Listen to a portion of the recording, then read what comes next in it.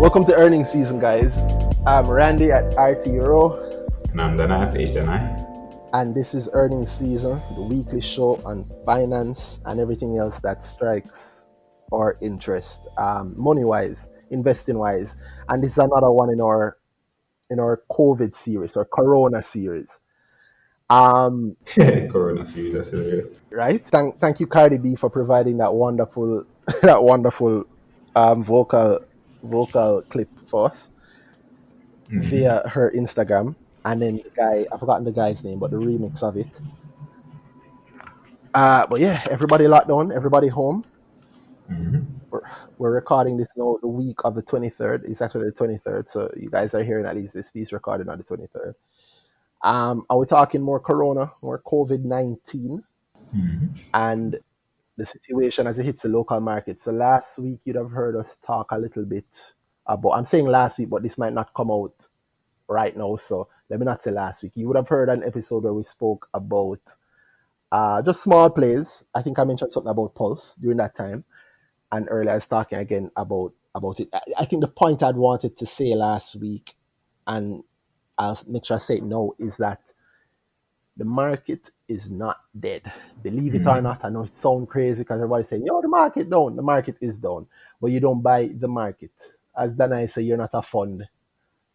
You're not an index. You choose what you want to buy. So this you have this big overarching goal where I have to buy everything. No, you are your index. You get up and say, I want this in there. This is going to go down, and guess what? I'm not buying. You choose what you're buying. People, as Randy said earlier, stuff gone since. So what are you really saying when you say answer that? the call, sir. Oh, sorry, there's a phone I hear. I think to answer the call. Oh no, that's not your phone. We don't answer phone. We don't answer calls in this house. Oh wow. All right. So what I wanted to talk about was something else in this episode.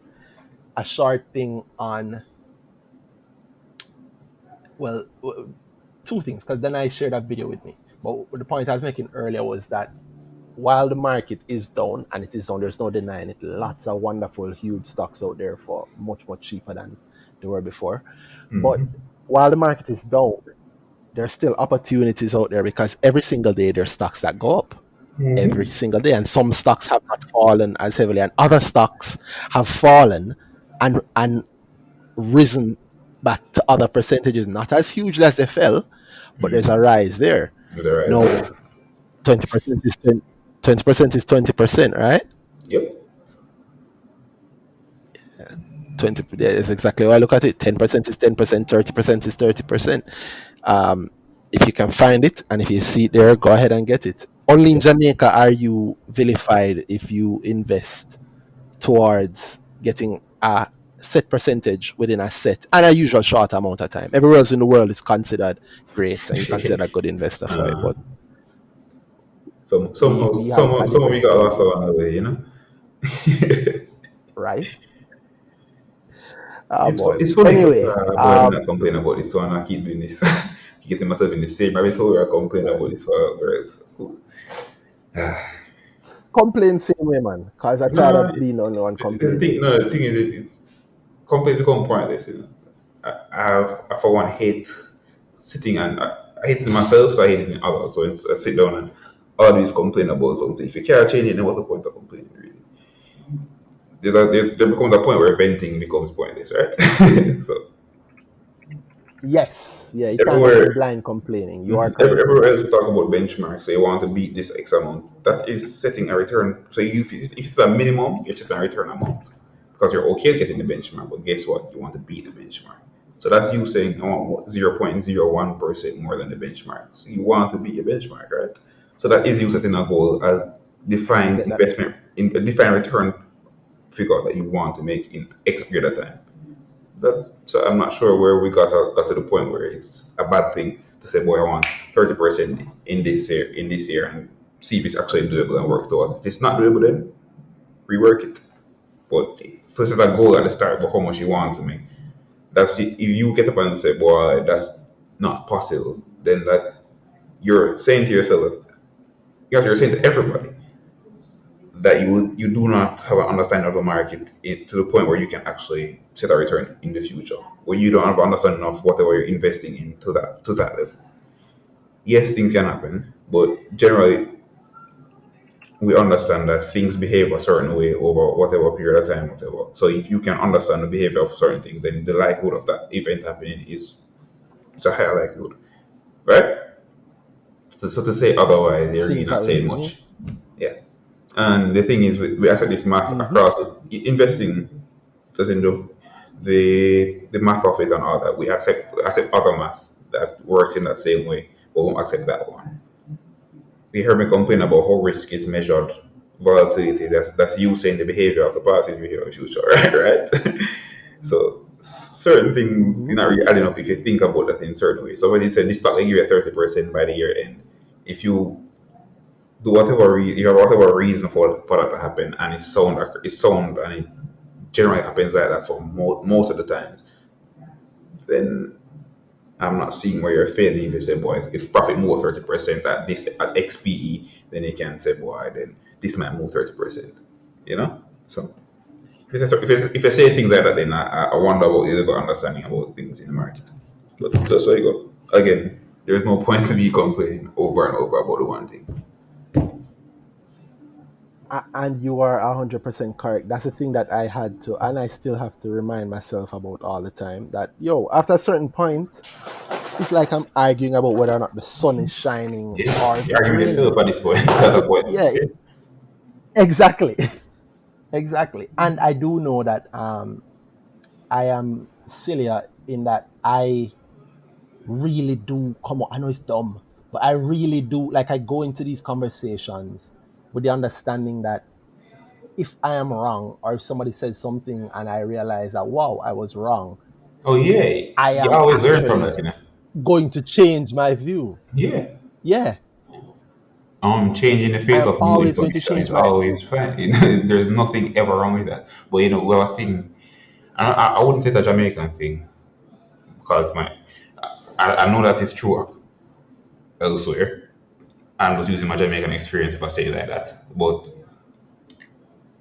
we have a thing where somebody can't change their opinion on the new information you give them. So the argument is not it's not an argument of boy, I'm actually right. It's not whether or not the information that's being given is right or wrong, and then we can take a new stance based on that.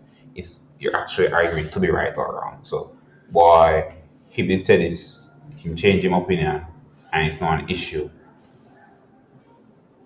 And both parties, so what the party, Well, the quote unquote winning party will get up and him vex to the next guy because boy I was right the whole time, and the losing party vex because boy I know I was wrong. And what there's no admittance that oh I'm wrong, so they're not moving on from there. So the fact that I think you're the same, I am like that where I want to if I get new information in my opinion then changes and I will go fast and support the gospel of your whatever you were saying to me and I was wrong about, right?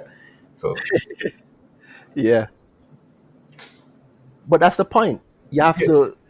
I there's mean, no point in arguing that is otherwise, the right? entire point, as far as I know. Yeah, because you want to know if you get it wrong, because then then I can fix it. Yeah, you don't get it. Then I can. Mhm. Same like IPO. The same with here. It complains about the IPO poppers and whatever, whatever, whatever.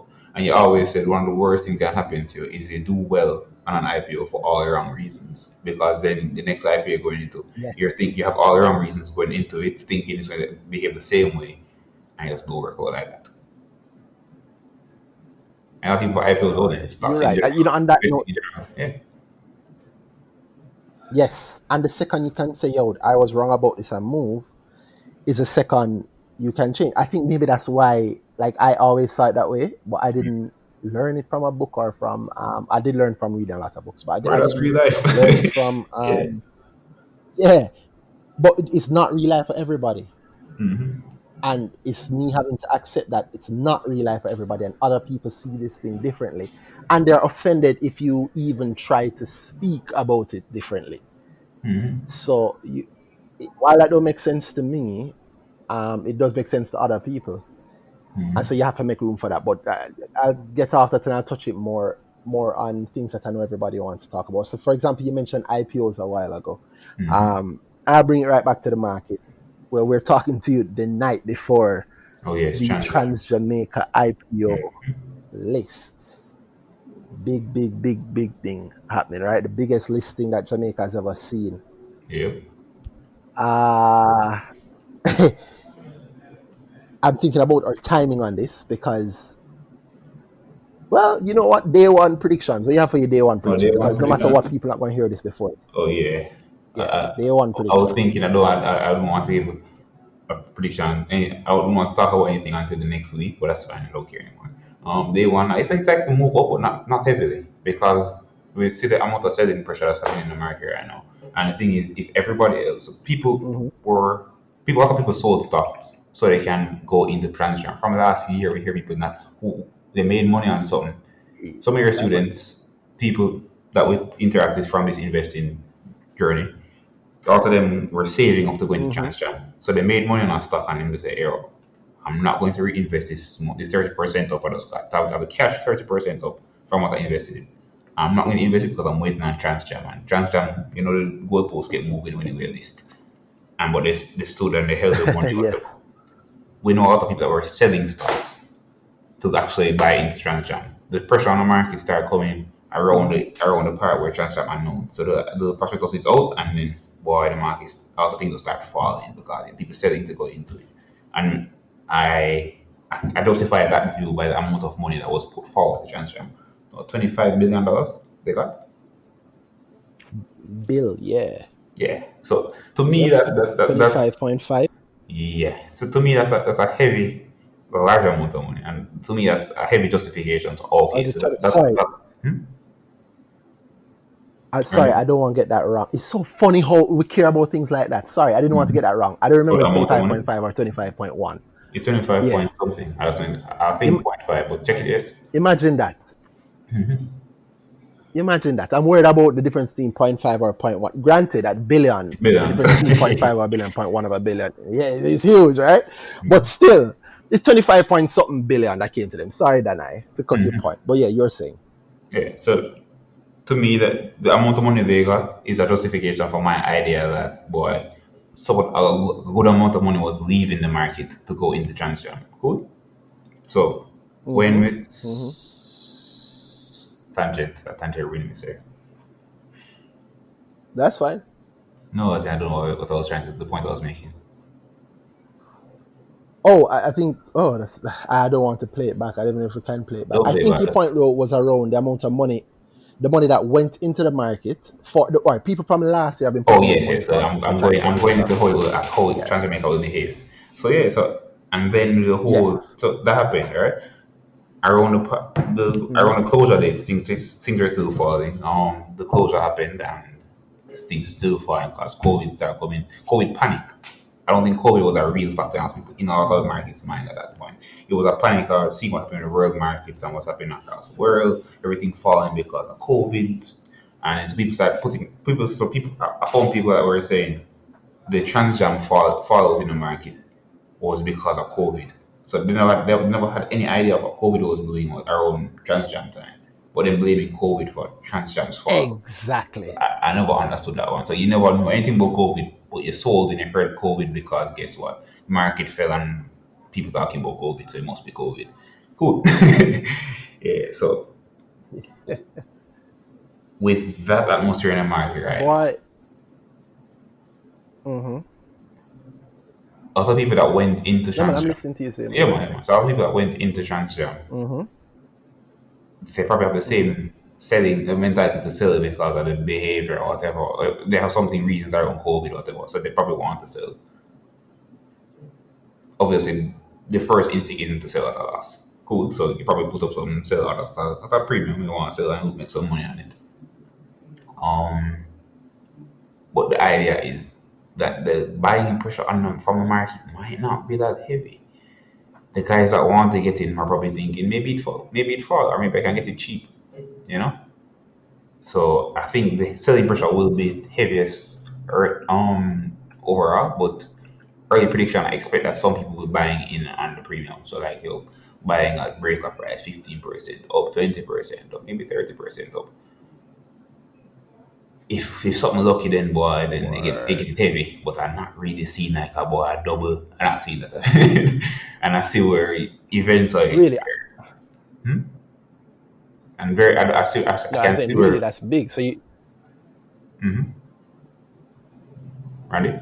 no, I just agreeing with you. Keep going. Yeah, man, I'm hearing you, man. Oh I'm yeah, yeah, hearing you. Keep man. going. So thing there. So I'm not seeing where a lot of a heavy amount of brand pressure, especially if you can get so much other things at a discount that you were so happy with.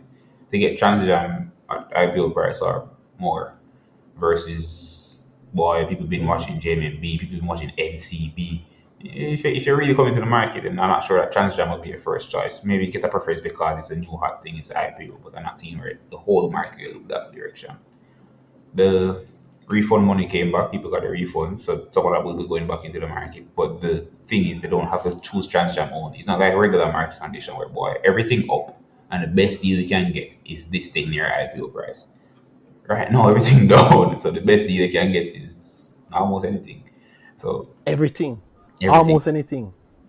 You can boy, discount you can lock your everywhere. eye and pick something Yeah, good. IPO too short. Literally. So yeah, Yo,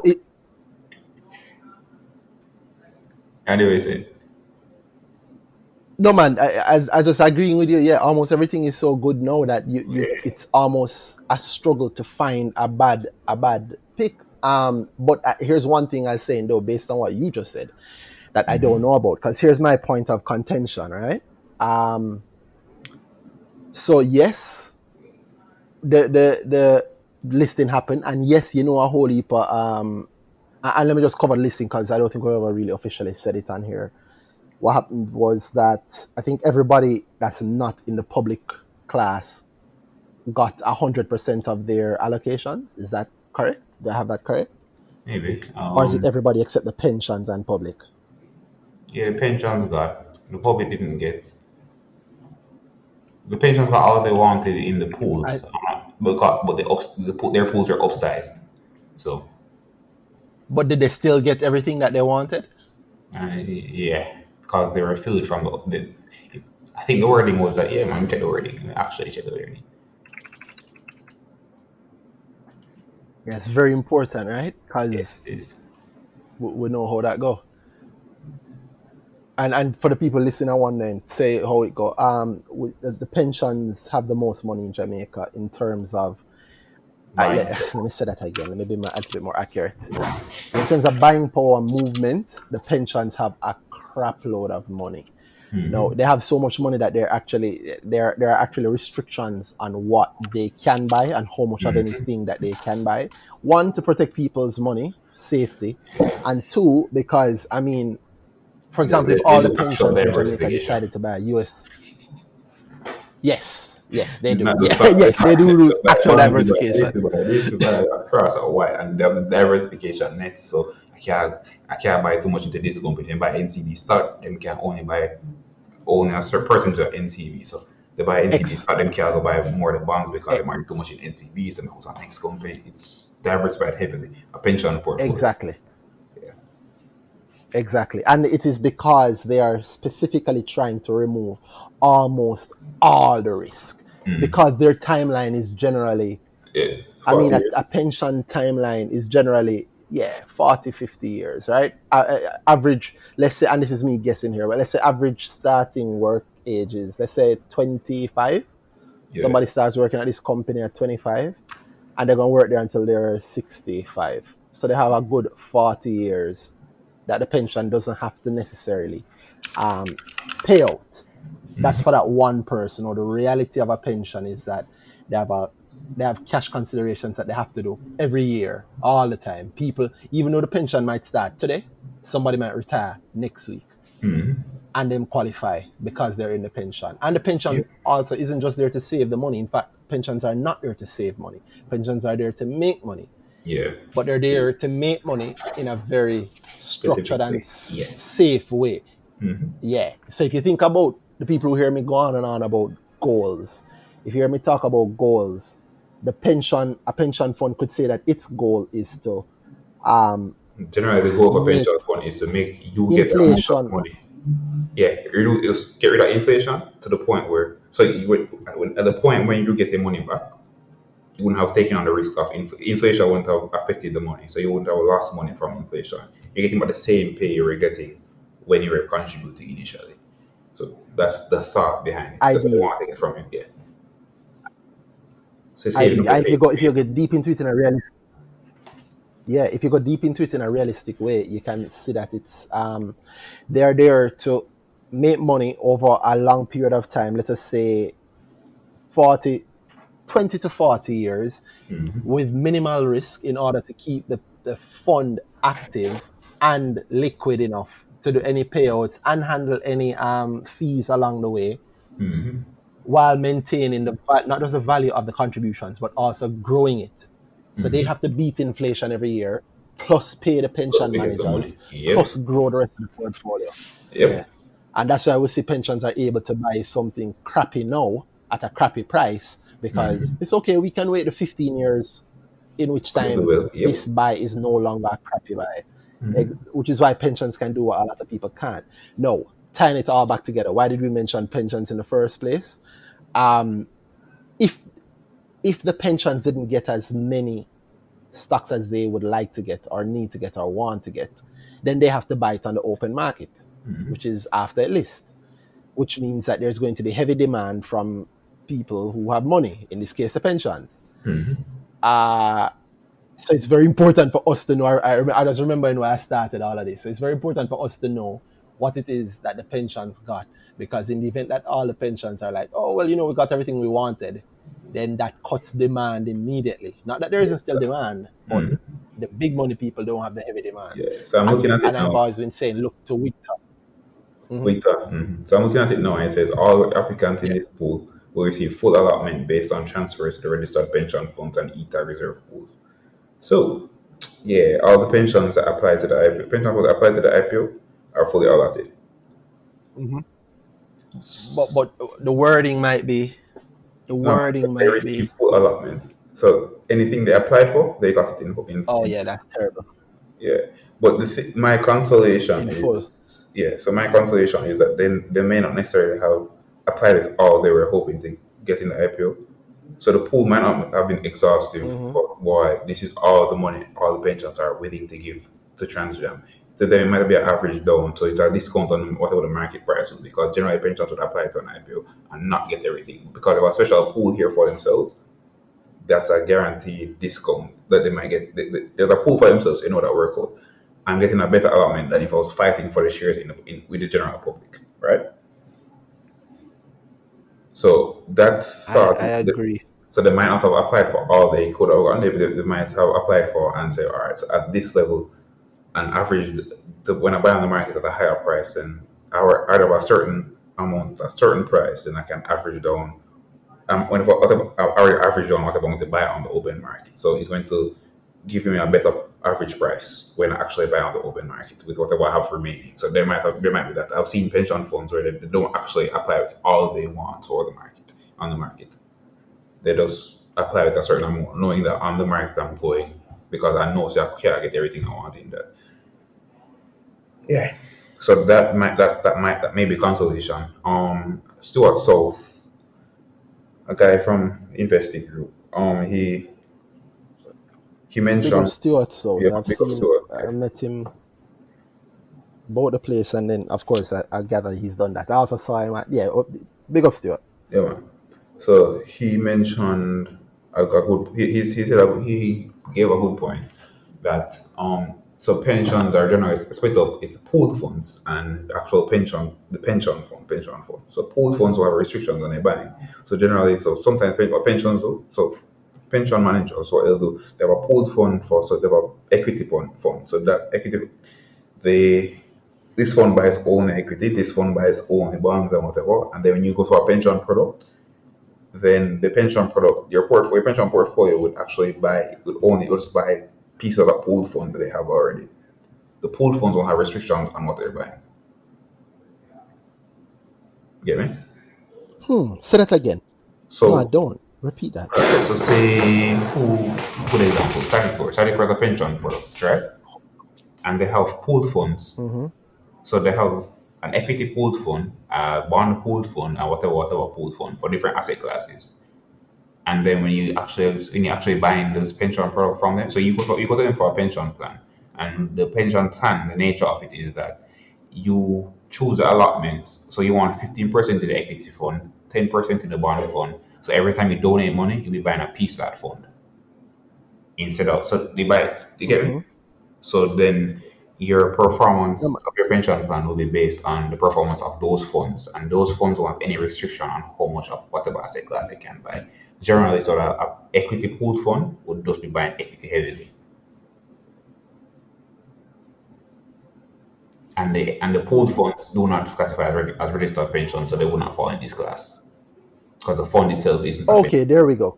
so it can buy anything. There we go. So The very- yeah, I understand that now. so you have Sorry a to cut company, that. So right? the thing that continue. Mm-hmm. Say you have a company and your employee get a pension plan from your company, but it's managed by one of the pension fund managers, right? Then your company has a restriction. So there's Mm-hmm. actual restriction on the buying, generally, if it's a traditional pension fund. Very Yes, often, they are restricted to a mm, specific yeah. percentage. So, but very often, the pension product that is sold to companies or to individuals, it's based on the pooled fund approach. So, and the funds themselves would not, the pension that you have with your pension that buys into the different pooled funds wouldn't be actually buying the Yeah. actual IPO, but the pooled funds can go buy into the IPO, and the pooled funds are not registered pensions as seen here. So they would be applying in the general public. I, I would think. And so you I are would hoping think that it's a some of hope these that funds, the pooled funds, mm-hmm. have not yet gotten what it is All that they they can want, and get. so Yeah. they might be providing a lot of. Okay, Yes. and I'm with you. So the reason why as interrupted a little earlier is because well, not interrupting, but what raised my eyebrows was when you said that was the second, which is just so we know they have restrictions from the government. So you Mm-hmm. don't want to registered as a pension. There's a Mm-hmm. limit on how many of a certain thing you can buy, Yeah. and of Only course, those people. even below the government restrictions, you have BOJ restrictions in order to protect the Mm-hmm. US dollar to Jamaican dollar exchange rate. Yeah, man. So I think that when you might Because if the pensions want, they can BOJ, FSC, spike BOJ that and rate. FSC, because the FSC regulates pensions. So you know, they say, oh, we have a law regulating it, and then the FSC as a regulatory body would put in a heavy restriction on what exactly they can do. So it's not illegal, it's just not necessarily illegal, but they can be fined or whatever for going above a certain thing there. Going beyond the mandate of the pension or whatever FSC mandates that they can actually go into whatever. So stuff like that. Cool. So the law might be different from regulation. So, but You see it sometimes, but regulation would hit you what, heavy. what the law is different The from the law, regulation because the law actually allows them a lot more leeway yeah, but the issue is than they that actually get because of the regulation. yeah, but the law itself gives power to the regulatory body. So it tells the FSC Act will tell you say, boy, guess what? FSC is here, and if you go beyond whatever FSC is telling you, you're actually in illegal zone. So the law gets sometimes. Yeah, and then I know in finance is an industry afraid of people. Yeah, So so you know you, that you, go. you will always have people, yeah, boy, the risk, avoid, and so nobody pushes the envelope. And then occasionally have one or two people come along and then push the envelope, Yeah, and define the yeah, man. So all of a define sudden, the yeah. So you know what that is. So the person who finds I don't want to say loophole, but it finds the error in the law where it allows what the person to make money in a certain way, right? Because so hmm the law doesn't regulate a certain thing hmm a certain way. You realize where there's opportunity in the fact that that specific thing is regulated like that. So you work out a plan to best make to best profit from that, and then so boy, you're not the guys that profited from that thing, and then everybody start doing it because it makes sense. More money make more sense, right? I think so, and that's why you see all kind of interesting things. In fact, that might have been why that Canadian mortgage company chose to list in Jamaica Equity line. because, yeah, equity line, because then Jamaican pensions would be able to buy a lot more of it and participate in that IPO a lot more than they could if they were just buying the Canadian shares, Right, those two. because that would be overseas, Yeah, so yeah, they open themselves. right? There are things like that. Yeah. And I remember I having a conversation actually in 2015 with somebody, and they were saying to me that there were two things. There are two things that they're saying. The point is that things were being created because of those specific regulations, the restrictions that the pensions were under, but the Yeah, money is I there. think the And pool then from no approach because surprise then why you see, yes, but then the pool fund approach will not work if the rule is amended or if the rule says yeah. underlying security. You get me? So just because Danai has put together 30 of these equity things, it doesn't mean that I can buy into Danai heavier than I could those things, because the regulations might say, hey, the underlying asset of Danai's company is really Yeah. just equities to a certain level. Yeah, No, so they find you are some still ways to restricted from holding X amount. yeah. So if the Yeah, law and that's decides important to to be note, equal, right? Because, yeah, and the law sometimes has to. In fact, the no, law should, definitely. Yeah, it's because that's what protectionary. happened with the mortgage crisis in the U.S. Oh yes, the market That's what price happened. security thing. That's They exactly didn't what they happened. Yeah. didn't Somebody they found didn't a go loophole. one layer below. Exactly. They didn't go one layer below to see what was behind the actual asset, what the derivative was a derivative of. Exactly. So And you that's eventually can buy that. partially why, yes, and that's why Sir Michael Burry made a Yes. lot of money, because all he did was go one layer below to see, hey, what is this thing a derivative of and what's actually happening with those Yep. things. That man is earning my respect in Adonai. More and more and More more, and you know. more, yeah, bits there. So we had yeah. Get to that in time So to when tell people who Michael Burry is, the simplest version I can tell anybody listening is, if you watch what's The big Big short. Short, he's the guy, The Big Short, the movie. He's the guy that The Big Short is about, and it's based on a true story, and the true story is Googleable once. Just go and Google it right now. Those kind of But 2008 financial crisis. How that happened. yes, he's the guy who essentially, before that He's the first crisis, person he to said, uncover "Hey it. guys, I think something's." Mm-hmm. Yes, but he uncovered it before everybody, and he was Yep. saying, "This is crazy."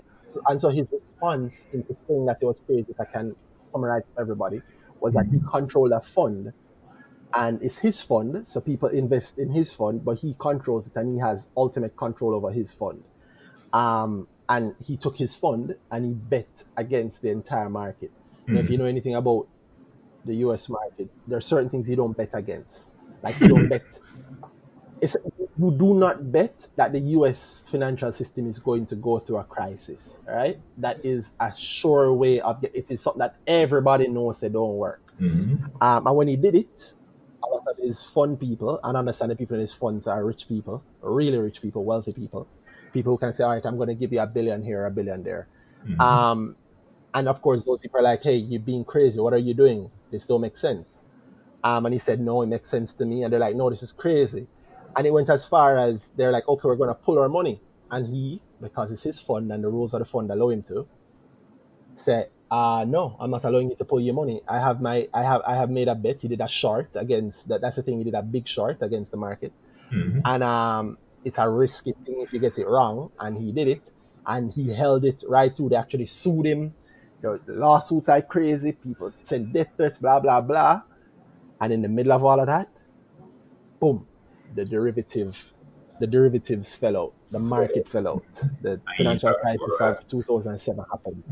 480% Yes. he And Crazy. yeah, on couple billion. How much, you have it in front of you? How much was his short? What was his portfolio size before? I don't have actually in front of me. Michael Boy portfolio All right, size. but people is billions of US. Yes, billions of US dollars, and he it worked out for him. As in, because he made a short, he bet that the market would be going down. He made a significant amount of money, and he made it on the money for the people who were saying to him that they're going to sue him. And the people were suing him. So in other words, I am in court suing you because I think you're doing something crazy. And the crazy thing that he was doing has Yeah. actually made them very, very, very, very, very It's rich. hilarious What because is what happened with the money he made them in a time when everybody else lost money. So he secured their future. He secured their livelihood during that period where everybody else's livelihood was good. So you couldn't get a house or rent, you couldn't even buy a house. But guess what? This guy just gave you millions of dollars. You're good. So yeah. Yep, House prices yep, house prices tanked yep, and people couldn't buy houses. It was that bad. yep. Yeah. It was that bad. And and to understand this, because he was shorting the market, it means that he made money on the fall of the market. That's the next thing I want people to understand in this COVID thing. So we're dropping COVID gems on you same time. We're in an advanced market with advanced market tools such as shorting, which isn't really an advanced market tool. Shorting is literally centuries old. It is centuries upon centuries old. Um, oh, nice. Yeah, but yeah, shorting does not exist in Jamaica officially. And Dana and I have been talking about wanting shorting. If you go back to some of our past episodes, we're talking about wanting shorting. And we have said, I love that I'm on record. I have said, if you truly believe that the JSC is going to correct, in air quotes, is going to fall heavily in prices, then you should be begging for shorting from a long time. And we were saying that when the market never dropped yet. If it had existed, well, people like you and me would be making crazy money. Um, but it does not exist. And as a result, we're not making that money. Shorting is actually there to help you in situations like this. I say that because a lot of people see those headlines and them say, oh my God, the Market down. NASDAQ is down, record lows, the market down. People Understand that in the US, when the market is down, there is a crap load of people that are very, very, very people happy. short the thing that the market every day, you know. Yeah, Like people short for a 4% drop yes, just because 15% in a year in the yes. US is good. So imagine. Ooh. No, no, no, sir. No, sir. No, sir. No, sir. 5% in a US is Yes. a year in the US is good because you're ahead of inflation plus more. 10% is great. 15% is really good. Um, double digits is good. Yeah, double Yeah, digits. and I want people to think about that because It's funny, you know. We people have listening to this in Jamaica we speak about the have double not digit have gains just because as a spectacle because the US has it as a spectacle. yes, exactly, Everybody presentation. We make double digit exactly, returns on. Yeah. yeah, exactly. But you need to understand the market context. Shout out to Carpet God again, Nigel Clark, Dr. Nigel Clark. Um, that because he mentioned when he was at Stocks on the Rocks, one of the things, and I agreed with him, was that Jamaica needs to define its own. So what each of these things that are local, but also international, meaning like what does a 10% drop in America does not mean the same thing as a 10% drop in Jamaica. Yep. But we have not yet defined what a 10% drop means in Jamaica. When I say define it, I mean what we don't really know what's good and what's really bad, you know? I go back to that headline I saw the other day where it said Scotia pays its biggest dividend ever in its history, you know? And I smile at that because that's an example of a lack of financial literacy, you know? Because if you're really going off headlines like that, you could say NCB paid their biggest dividend ever, and you could say Carreras paid their biggest dividend ever, and because like NCB's dividend now is $1 every quarter. Um, they've never had a dividend at that level before, to Exactly. my knowledge. So it's their biggest ever, right? And they're paying out a percentage of their record profit. They've been making record profits for year after year after year. Um, I don't know what to say. I don't know what to say other than you just have to understand that this is where we are in Jamaica, and it is for us to define. It's an exciting time. I'm sure a lot of people are going to define it. People are defining it, and there's going to be a lot more coming out, I'm sure. I remember talking to Simon and Company. I hear saying Simon and Company. I talking to Ivy, who's Simon Bertrand. Big up Ivy Views on Twitter.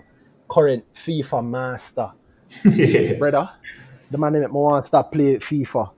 Who tell me if I got no excuses? I'm not making excuses because my brethren that actually play FIFA with more often than not. Them know better. Them teach me that. No excuses. But I go play the man at an inopportune time. Start off nice. Jeez, you wept. I go find the right settings at the right time, meaning him whip me down to the ground, brother. I mean, congrats to him. So he's the best at FIFA currently in finance Twitter until I decide to take back the throne. But big up him for that. But he and I were having a conversation, and because he's an economist and he's at a stage where he's defining a lot of the basic, in air quotes, economic things that are basic in other markets but have not yet been defined here. And we spoke about this also when we had Kirk on, who is also an economist. And has done some work, a paper on defining the movement of our market versus our T-bill, as a T-bill, off versus government paper.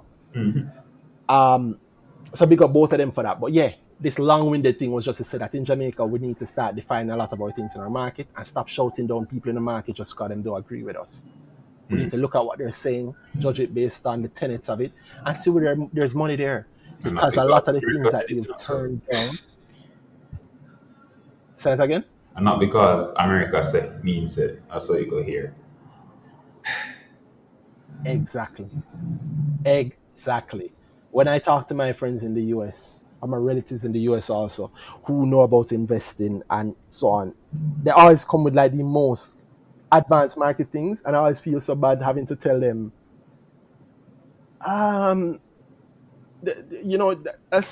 that's not quite how it works in Jamaica. Like, okay, I can put, what are my put options? I'm like, you can put your money in an account in Jamaica. You can go and buy stuff on the market. We're still at the pure stage of it. Buy a business. If it's good, it makes profit. If people love it and buy it heavily, the share price will go up. If they hate it, or have any other reason, the share price will go down. But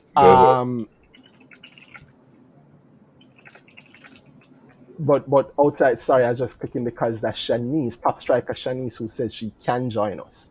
But she said we might have to edit out everything when she done. But no, we're not going to edit it out. Top striker is joining us. He can tell us how it's been going. We're bringing it back to COVID. There we go. COVID, or as I like to call it, the coronavirus, the big dog. Coronavirus! Oh, God, I'm really happy I did that. There's somebody else I should big up. I don't remember her name, but I want to give her big up because I did that because she says she's always trying to push her son. Actually, you remember it? You know her name? I know her name. Or her username? I'm worse with names anymore, sir. Oh, Lord, I'm going to feel bad because I don't have her name here. But she know it. She actually she's one of the reasons why I went to Wolmer's and spoke, because she invited me to go and talk to the fifth form group just about investing and getting them into it.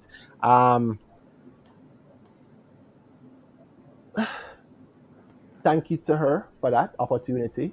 I don't think that the kids actually had a great enough time because they couldn't hear me much. And fifth form, who gives a damn? And it was too big a group. However, I like that she's passionate about investing. She actually works for JMB, so big up her. Big up her completely. I really feel bad. Andalte, that is her name on Twitter. Big up Andalte. And I'll remember it properly and I'll big her up completely. But she's into it and she's getting her son into it. Like slowly but surely. And so him start big up. So if I'm hearing right now, big up the tone. I hope you're in the car listening to this. Big up both of you. And it's because of her joke about her saying the coronavirus with the Cardi B voice. Why I said, let me do the same thing. So up her for that, for influencing the podcast and influencing her son. And I know I have a prize to come give. I have not forgotten, even though we're in this time of coronavirus. But I do remember that I do have a prize to give the winning class from Wolmer's. I want to tell you something funny, Danai. Only one class took it serious. But they're young, they started out. So, they trade back and forth. They never really make much money. Another class heard that I was giving a prize. I've given them a little bit of money for whoever won. I think it's 50 grand. But they say it's going to be they're never really interested. They're not really interested. So here what them do. Buy something one time, it go up, sell it, and then just leave the money. Need the money. Cash is a position. You know, so they end up beat everybody. Oh gosh. They never pay attention to the competition. They never do nothing, but they Zero. Make end up money. beat everybody. That's funny. Wow. It that boom. Hilarious. So them sell and then don't care about it. Or when the time come, when the time was up, they ended up winning because even though they never do nothing, they never research, they never pay attention, nothing. Pay that money. At the end of the day, them have the most money, and I can't fault them for that. That's hilarious, actually. Yes, it is hilarious. They never learn it, and so you feel bad like that because you want to give the class that did the work, that put together all the research, that went and traded a couple of times, but you also can't change the rules after you start, right? So the goalposts. when you start is when there you go. You can't move the goalpost. So you know what that mean now? Somebody, mostly me, have to go find two prizes to go give one the rightful winning team who won based on the rules, and give the second team who hardest workers, I should say, who maybe learned the most. And I think that's only fair. Yeah, that's the sort. I'm happy that they're interested. I'm happy every time I can get a young crop of young people interested in investing from now, because as you know, as I know, it changes your entire life. No matter what you want to do, you don't have to become an investor. You don't have to stick to this, but it helps you in every single realm. It's very far-reaching. Yes, but I don't even know how far we got from this tangent. So you think that TransJamaica is going to rise a little bit, but may not really stay up there? Look how far we came from. Or expectations on TransJamaica. I know what we went really far from it. Yeah, but I'm bringing it back. As is because I don't normal want people to say we're gone with this conversation, with this podcast. Yeah, we do go on our tangents all over. It's a good thing you love us despite it, right? So Yeah, it's a good thing that what? because the listeners love us despite the tangents. They like the tangents actually, so it's fine. Yeah, I hear people tell us that the tangents are the best part, and I think they understand that. That the tangent really is a conversation. That's where a lot of the value is. But that's not to say that we shouldn't stay on message. So you think that it's not necessarily going to do great? I am still up in the air. Let me be real. Let me pick a side. Let me jump off the fence. Shit. The thing is that's a valid answer, to be honest. I know we don't like to do Staying it. on the fence? Not to say I don't know, but I understand the need for you to pick a side, but I don't know is actually a pretty valid answer to everything. Saying you don't know is a point of okay, learn from this. I need to look at it more. There's some information I haven't put in my mind that I probably just need to observe whatever is going to happen because too much variables in the air. But I understand where you're coming from, where you want to actually give the listeners I will pick a side. Even though, to be honest, I don't know. Yeah, and the truth is, I think might just happen. Yeah. But most things will happen. But to be honest, I don't really know what's going to happen. Exactly. For me, it's twofold. I don't have a problem, as you know. I don't have an issue at all saying that I don't know, because the truth is we don't know. We never know. It is all a guess, right? It's an educated guess. Yes. I would try to get we try to get it as educated as possible, but it still is a guess at the end of the day. Having said all of that, however,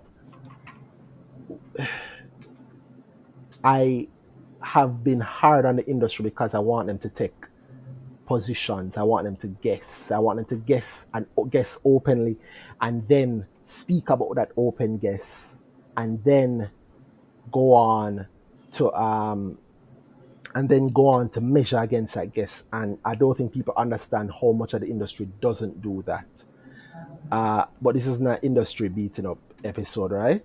This is a coronavirus episode in the same coronavirus series. Coronavirus! Thank you, Cardi. So, so in light of that, I should bring in. I know I was saying something a while ago, but I'm dropping it completely because we do have the top striker here with us, Shanice. Welcome, Okay, Shanice is Shanice. there. Shanice, hold on. Yeah. So, where were we? Hi, guys. Sorry, you'd have heard a nice little break there just now. We have joining us the one and only top striker who you've heard us talk about all the time on the show, Shanice, the person who beat both of us last year in terms of investing. What was your return last year, Shanice? It was 276%, 276. Up. And when did you start investing? I started investing probably a little after Danai, like around 2017, probably the end of 2017 is when I started. Yes. Wow. So you just start. I just was. But you are, of course, in a finance-related field. I am not at all. You're not. Really. I studied the sciences and I work in the science field. Wow. So, yeah, no, this is all new to me. Wow. Well, 2 years in, is it still new to you? Because you're beating Dana, you're beating me. And I happen to know that it's not accidental you beat us, yeah? That's the beautiful part. It's not like you did just lucky and pick something. No. Yeah. Had to be several lucky picks. Yeah. Oh, wow. I am so happy to hear that because I know you know the struggle now of how hard it is to be lucky, especially consistently lucky. It take a whole lot of work. Yeah. Yeah, big up Dre, attacking Dre. I don't know what Dre's name on Twitter is, and I think it's Brando Attacks, the bad man from Balaclava. But he said, the boy said to me, say, yo, you have a good for lucky, and he's 100% right. Shanice, you know the amount of work that goes into it now, being lucky. Yeah. However, what we're talking about on this episode is, other than cussing about stuff that we shouldn't waste our time cussing about, we're also talking about gains, and gains during a time of COVID, you know, the coronavirus. Ooh. Coronavirus! Big up Cardi. Big up Cardi all the time. Yeah, so Shan, well, then I was saying that, you know, you did something that he and I have done over the years and we're still doing. Well, we should still do, but admittedly, well, at least I drop off a farm through being busy and being lazy. And I think then I said, also, well, not lazy, but then I said busy, work, taking brewery. But you've been doing some of those aggressive plays, the ones that we don't usually talk about. Yeah, I've been doing a lot of those aggressive plays, especially with how the market is set up right now. That's really the only way that you're going to be making money with the way things are right now. Wow. Because everything is basically at a discount. Almost everything.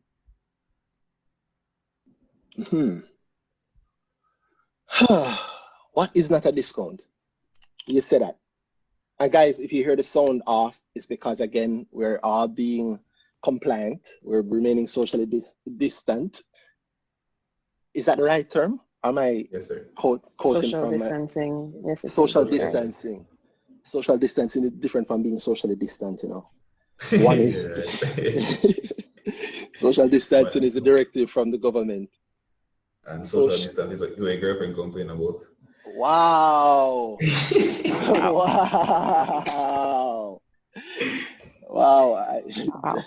Drag me like that. Not my girlfriend, your girlfriend. Yeah, I said drag me like that. Watch me edit all of this. Anyway, so Shanice, you say you're making aggressive gains. The only thing you can see yourself making right now based on how the market is. But it's funny. You're not complaining about the market. You thought you'd be complaining that everything is down. I'm not complaining at all. I'm properly enjoying the way the market is right now. Wow. You don't complain in profit, right? Can't complain in profit for real. Exactly. So it's like, oh my God, I'm making all this money. So at the start of the call, you would have heard this. So I started the call, I was talking to Danai about how weird it is that we who actually make money in the market, like we don't actually like talking about it. And you No. so you talk to Danai, you know like some of the things that Danai do in terms of making gains. And you know you also listen to the show, so you know we don't fight on the show. Yeah. So on the show, we tend to be very straightforward, but we tend to not touch certain things because we don't want anybody to feel alienated, right? I get that. Yeah, then I will tell you that it's not this last recording, it's recording before the last one. I legit said to him, so hold on, the market down? Because I never really know, right? Mm-hmm. And that's crazy. How can you not know that the market is down? Because, again, I'm quoting Danai from this show, we don't buy the market. We buy specific stocks. True. So the market went down. I mean, I knew that the market was down after all because people talking about things here and then the headlines go out. But I never really know at first because unless something that I am holding go down, we never really see it. You get me? Yeah. Then we went into talking about how the market got to where it is. Then I made an excellent point, which I think we're going to come back to in another episode, which is where we're talking about what people look at, what they actually look at and what's actually happening in the market. I said to Danai, when we were trying to get you on the call, I said to Danai that one of the things that I expect to happen in the future is that a lot of people are going to talk about how the coronavirus caused the market to dip. And the nuance of understanding that the market dipped long before coronavirus. It did. The market dipped in my opinion, as a result of TransJamaica. Yeah. The second people had an actual go date, people started to pull money very quickly from everything else in order to go into that. Yeah, and you saw it. Like you saw it immediately. Yes, literally immediately. The day after, and you see from the big things. The one that you can always use to test the temperature of the market is NCB. Nobody's selling down. I use NCB and I also use JMMB. Yes, JMMB is a good second. I actually have been using JMMB heavily too. JMMB, funny enough, I also think JMMB is going to lead the resurgence because they're going to be an undeniable thing. But I could be wrong. I'm definitely with you there. Yeah, well, see that the top strike, I agree, you know. The top strike, I agree. I do just think JMMB is just going to be a great win for everybody involved. And if people have been paying attention, I could have it wrong, but I think about $30 million worth of JMMB has been crossing the market over the last few days from insiders. And when I say insiders, I mean people who have to report their trades. If you notice, the people on the board or the connected parties have been buying up JMMB shares heavily over the last few days. Almost every day you see one. I think today there was 314,000 shares or 312,000 shares that crossed the market. What JMMB closed the day at today? Is 35.90. Below APO price. Below the APO, right? So speaking about below the APO price, those people who bought access. Ouch. Oh yes. Yeah. Ouch. Big hit. Ouch. You know, I have people who ask me about buying access, and I said to them, I mean, you know, like your friends ask you how you feel. The usual thing what I'm trying to hear, and I go and say without asking me directly and pretending that they're not going to listen to it and try and follow it. Big up them. But I said to them, I'm not buying because I'm not necessarily enthused by it, and I think that where it is right now at the time it was overvalued, and the prospects for the company, the growth prospects are good, but not like astronomical, you know. And that was when it was at 30 or 40 odd, I think, or it had touched 40, but it was being sold for 30 odd. Now it closed the day at what? Is it at $20 now?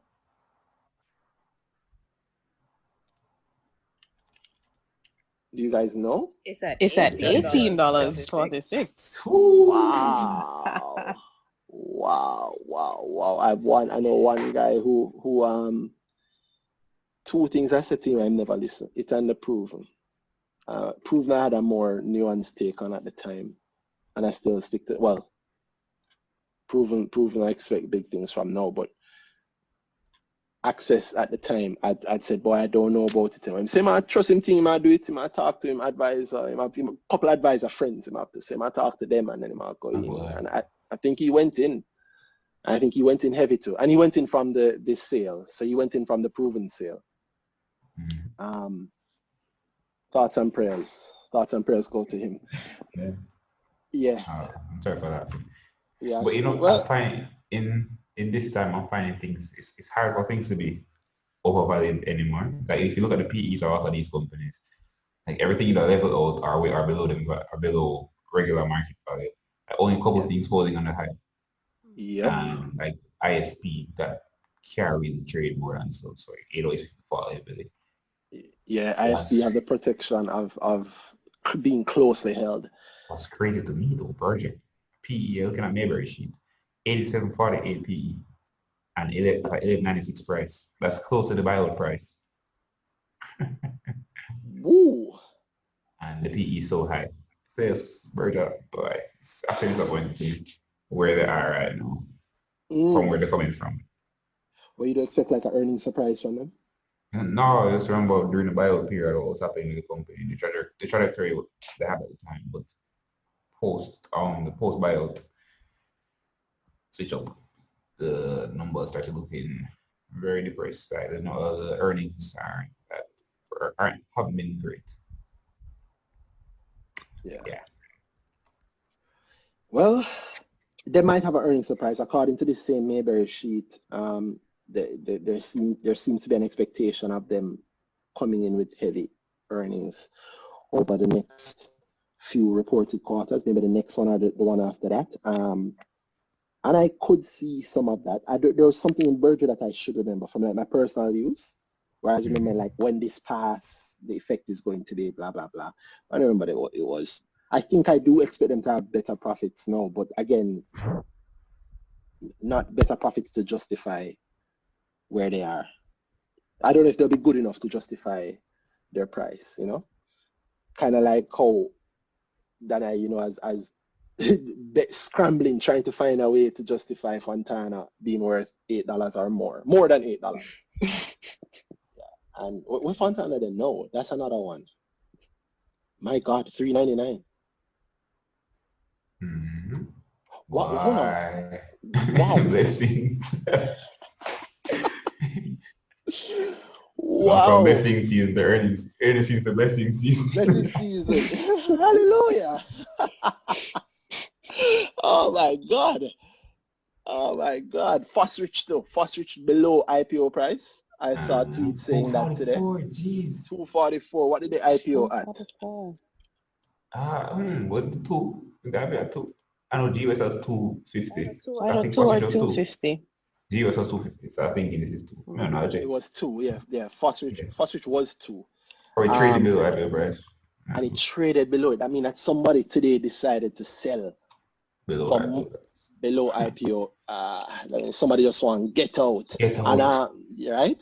Watch me now bring full circle to a conversation that you weren't here for, Shanice, but I want to wrap that one, which was the question I asked Danai was, TransJamaica. We're talking now, and we know it lists tomorrow or later today. So we know it lists tomorrow in Jamaica at 9 a.m. I'm cutting all of that out. I'm going to just say this again. We know that it lists tomorrow on the market, and I was asking Danai what he thinks the initial reaction is going to be. He was saying that he doesn't think it will do anything crazy. It might spike and then come out. I had almost started to give my take on that, and then we got distracted and then we brought you in. But I'll say my take and then I'll ask you yours, Shanice. I just expect it to, it's kind of the same. I hate saying the same thing that Danai said, but it's kind of the same. I don't know. There's a point in there that Danai had made where he had said that the refunds come back in terms of the people who didn't get everything that they asked for. And so some of it will go back in the market. But Danai, I don't know. I think right now if you give somebody cash, then keeping it in cash. Yeah, keeping it, yes, I think so. Yeah, because if that were true, I think a lot of these high-level things would have been bought up already. Yep. A lot of things that are so great would have risen. Instead, I mean, NCB is still a slide. Yeah. JMMB, still a slight 35.90. And look at the thing there, the fact that the pensions got all they wanted, so none of the refunds went to them. So it's all public money. So I can say I was a very good case of people staying and keep the cash. Yeah, yes. So I was saying to Danai that I don't know if it's really going to go into the market. But I don't think most of it is. Yeah, I don't think so either. But who knows? Maybe somebody will go, yo. I mean, okay, if I sold my NCB at $200 to buy TransJamaica, I got, what was the percentage? I got $1 million worth. So I sold 3 million NCB. Big money we're talking here now. So 3 million NCB. I put 3 million into TransJamaica. I only got $1 million of what I asked for. And I get the 2 million back. I might be tempted now to buy 2 million worth of NCB because at 152.78, if I sold at 200, at 152.78, I'm looking at it's 76% cheaper. That's a nice discount. Yeah. Crazy. But but it's so funny. It takes bravery, although I didn't think it would, but it actually does. It takes bravery and apparently foresight to think of NCB that was good 3 months ago at 200 being still great. Wait, no. 76%? Right? Well, no, it's 76% off, so it's 24%. Okay, that makes sense. Okay. Yeah, it's 24% lower. I don't understand why people wouldn't necessarily see that, but I do understand that they don't necessarily see that. What's real to them isn't all NCB, right? No, what's real to them is like a money out of the market because of what they were saying.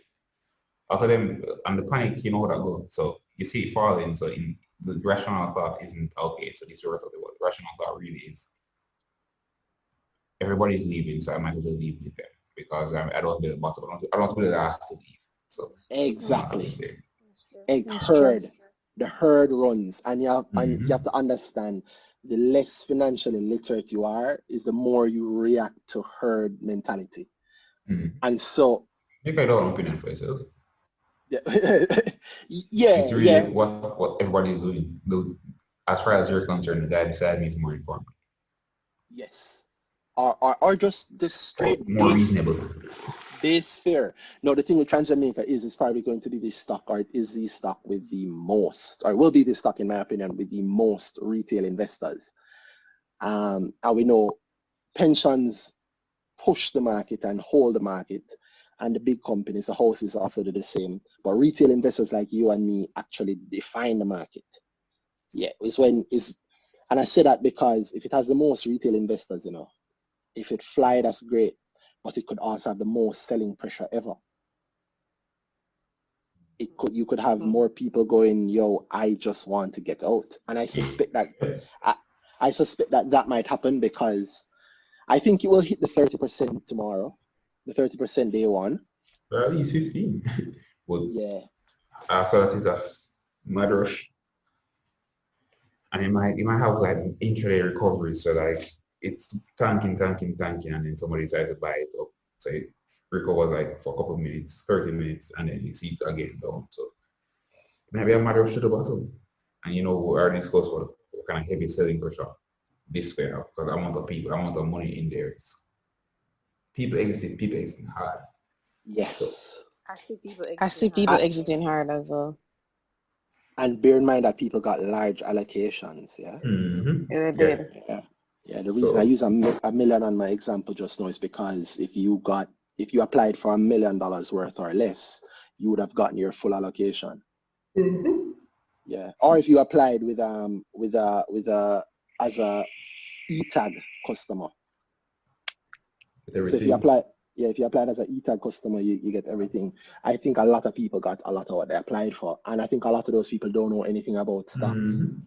Yep, market terrible. No, they're probably looking at it and seeing they hear about everything else falling and wondering what's going to happen in my TransJamaican share when it actually is. So they have decisions to sell from jump. But why I think it will actually hold for a small amount of time, because nobody gets up and say, remember just tell the 80% loss that if I wait a week I get it. So maybe you'll try go for make the money on it. So actually you try to sell high. And then when people actually start selling out heavily, that's when you get into the bunch. Yeah, all right. So two things. All right. So I hear that, but I think you're underestimating fear. A lot of these people, are you overestimated how much these people know? A lot of these people don't know nothing. Them hear on news that US market sinking, all of these sinking, JC has sink to say it's not just there is online. And if you it is local, and you know that if you talk to a local person, a local investment industry, chances are you hear the same thing. Boy, everything bad, things bad, you probably gonna hear the same thing from them. So imagine yourself as the regular person who have $400,000 that then trying this thing because I miss week time, but may I try this. And then in between a little time where you say you're trying, because you save up the 400,000, you put it in, and then in the time that you put it in and at least everything was going good, boom, coronavirus, market drop. Matter of fact, the market dropped before and then coronavirus. Yeah. No coronavirus, look you, and everything a fly downwards. And the people them I look to, let me check Twitter, say them I talk about, them look like them scared too. Everybody afraid. And then here comes the government going, boom, here's your refund of X amount. But if I never have that much, I just have 300,000, so I got everything I wanted.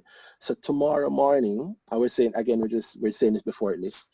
So tomorrow morning is going to be the first chance that you have to access that 300,000 that you put into the stock market thing, the stocks thing. I think they're going to run. I think a lot of them are going to run. But what I'm banking at against also is that a lot of them might not even know how to run. Them don't know nothing about it. They never even know it at least. So I think we might have a good first day. You might get the 30% up day one. But you see if you get... JC, the announcement was on, it's on your site or is it on Twitter only? Well, you know, JC is there already. I don't know if it's on the site. I don't think them usually put it on them site. It's not on the site. It's not on the site. It's not on the site. On Twitter. It's usually just on Twitter that they post it for so some I know reason. that though. I know most Jamaican do this also. Jeez, your web. I'm not sure. Well, I'm not sure what's their rationale with only posting those things on Twitter. Yeah, sure, you know, I guess. That's something. No, I remember them doing something like, I know. Yeah.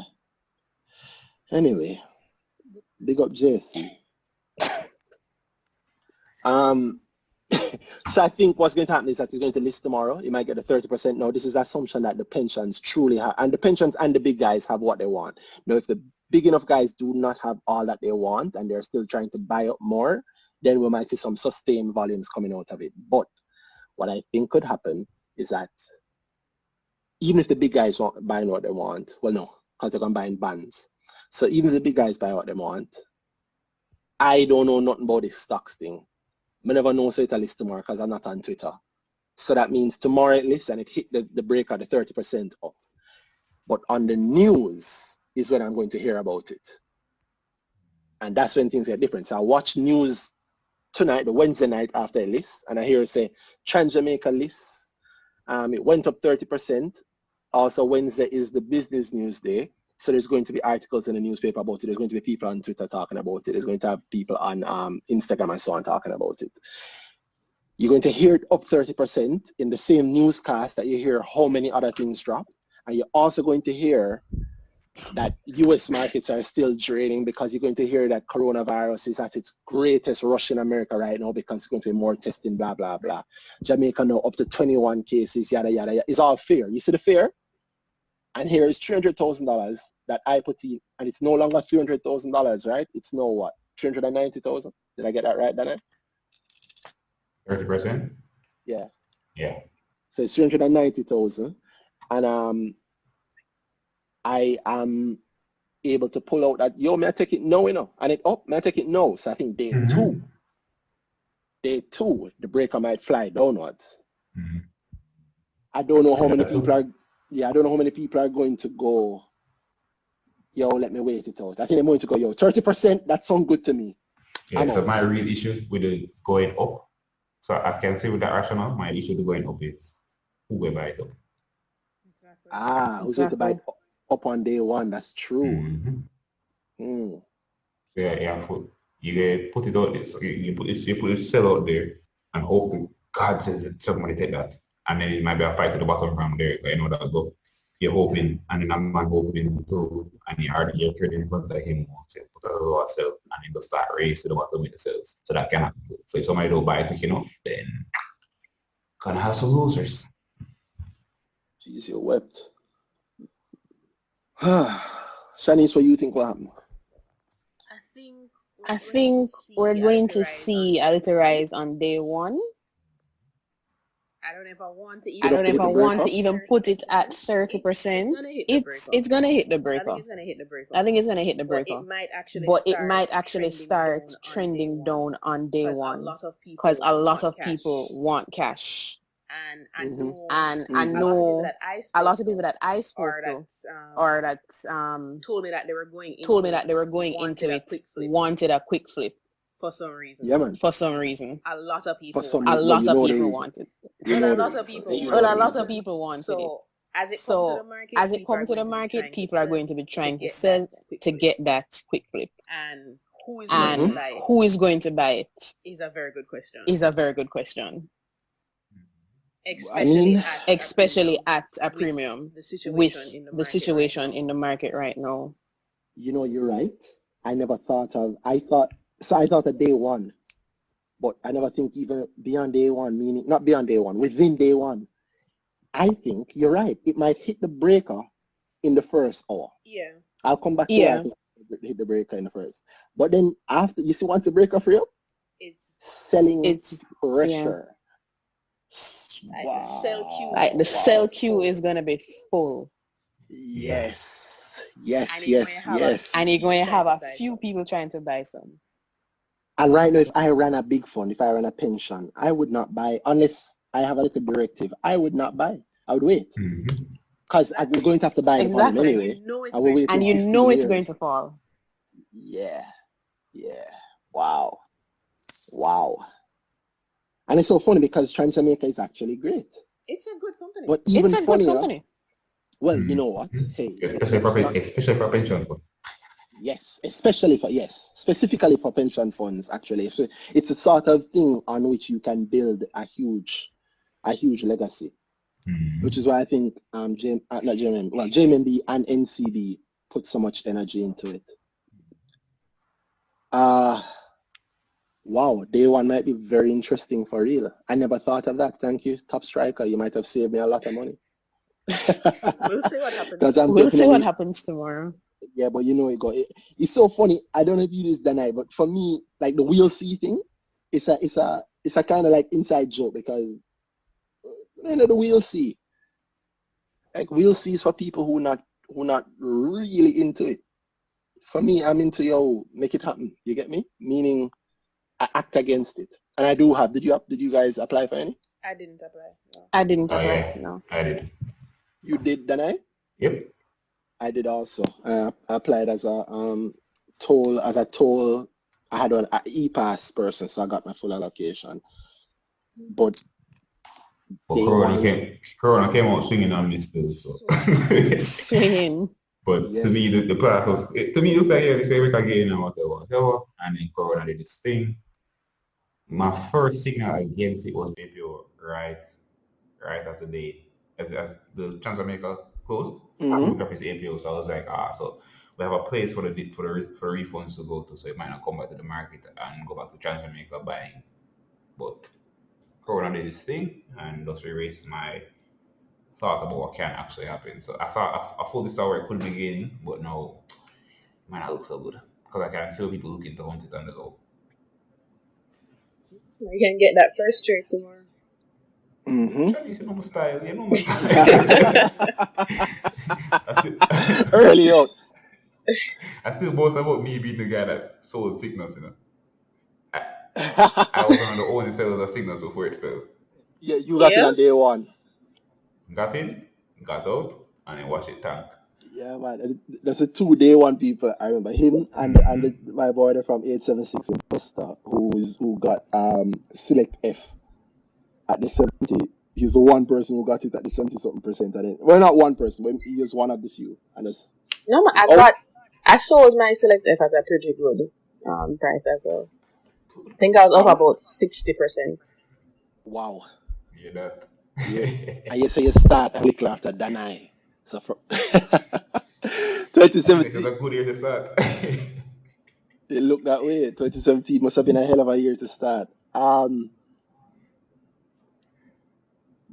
okay, the thing that we brought you on here for, Shani, and I don't want to go too long because we've been doing long episodes and we're trying to manage that now. But having said all of that, for you, what is your current play? Like, what are some current plays you had? Like I spoke in that episode, the first coronavirus episode, about Yeah. about the Pulse play, where Pulse gave off a nice 30-odd%. Even if you buy it the Friday, you get 30-odd% if you sell it the Yeah, with the Monday. split. Yes.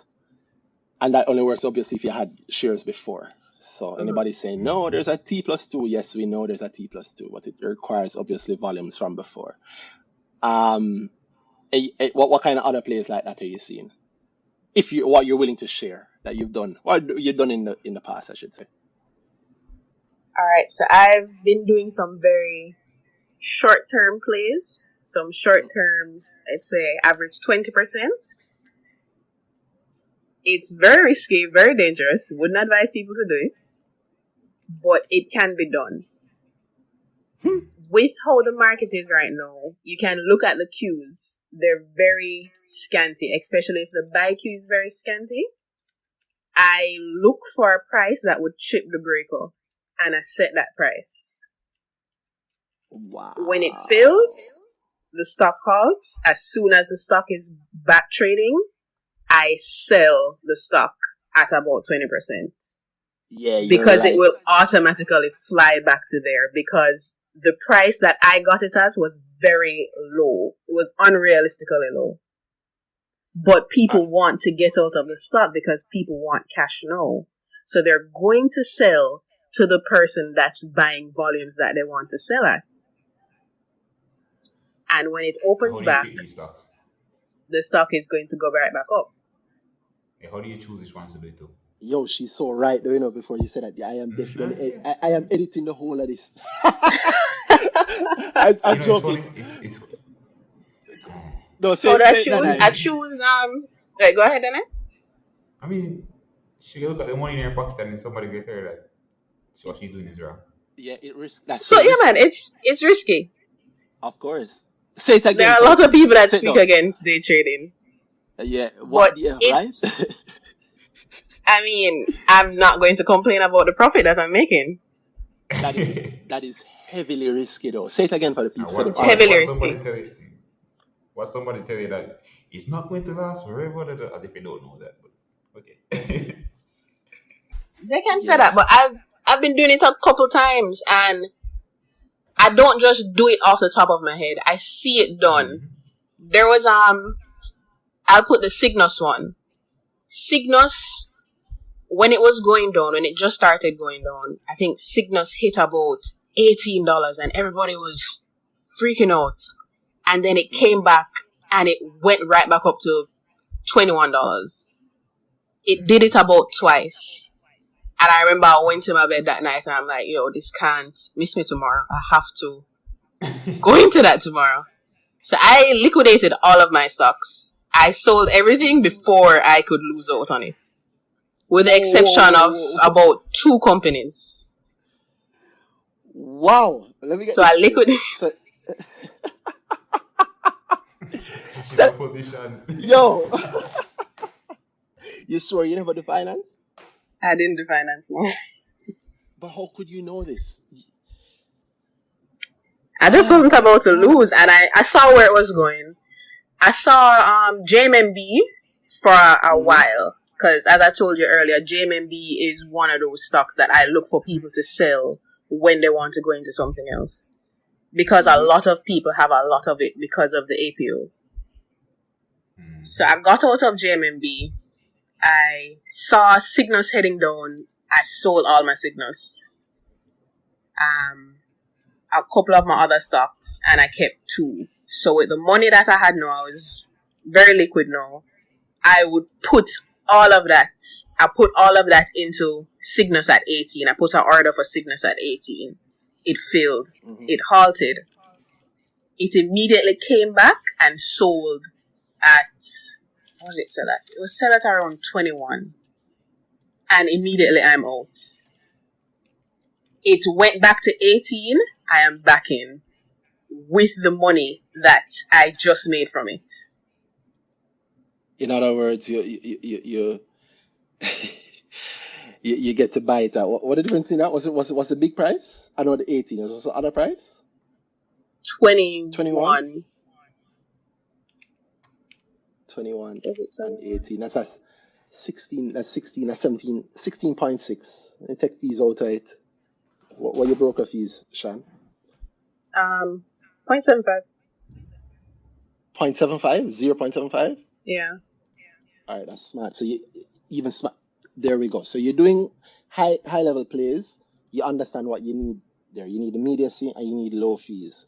So your fees less than a percent. I'm going to take off. Let's say you got 15% or 14. You make 14% there on a simple play. On a simple play. Mm. And then I And went then back in and I did it again. Word. On which one? On the same On the same stock. Word. And then around that time, Cygnus had a dividend that they were going to pay. So I also collected the dividend. Yeah, and by and by around this time she's talking about, I thought when this is what last week Monday, because based on the same every Mickle calendar. You use every Mickle calendar, Shan? No, I didn't know that there was an every Mickle calendar in his. When I listened to the last episode, I realized that you had that. Yeah, if you click. But I have my own calendar though. I have a list of all the dividends that are about to come out, and I make my plays around the X date. I like that. I didn't listen to that. Listen to the listen. I am so happy that you're here to say it, Shan. Know that people are going to think that we told you to do it. To say No. but you learn it. I mean, granted, let me take my props because you have been to grower. I've been to a grower. So, yeah, but it's just it's obvious to me that there's so much money here, and it doesn't require heavy amount of thinking or anything deep.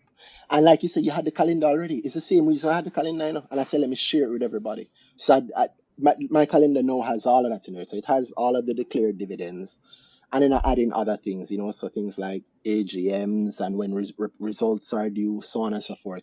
Because you know how we actually invest based on event-based investing. Exactly what you said. Like, if you know that something is going to happen that affects a company positively, it's perfectly fine to invest with that in mind. It don't take nothing. It's not rocket science. But if you're not saying the same things everybody else saying in the same way, people vex with it. But I like it. So you made 16% on a single play, and then you go back. It was actually 21.9. I'm looking back at my JTrader sheet right now. Yeah, man.